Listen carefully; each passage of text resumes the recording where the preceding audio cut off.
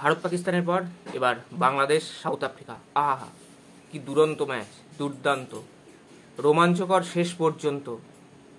শেষ 2 বলে দরকার 6 রান, মাহমুদুল্লাহ হাঁকালেন বিরাট বড় 6, কিন্তু ধরা পড়ে গেলেন। আর তারপর সেই মাথায় হাত দেয়া দৃশ্য আমরা দেখতে পেলাম। কি ঘটলো সেই ম্যাচে?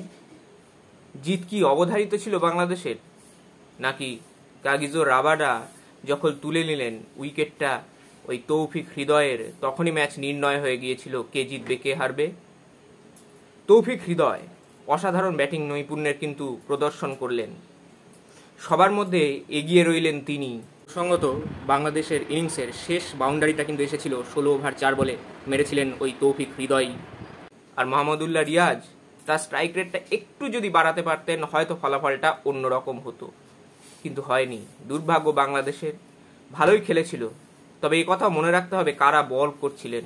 এনরিক নোকিয়া নরচে, কাগিজো রাবাডা, আর শেষ ওভার তো দারুণ, কেশব মহারাজ। কেউ ছিলেন না বলেই তার হাতেই বলটা তুলে দিয়েছিলেন ক্যাপ্টেন, কিছুই করার ছিল না।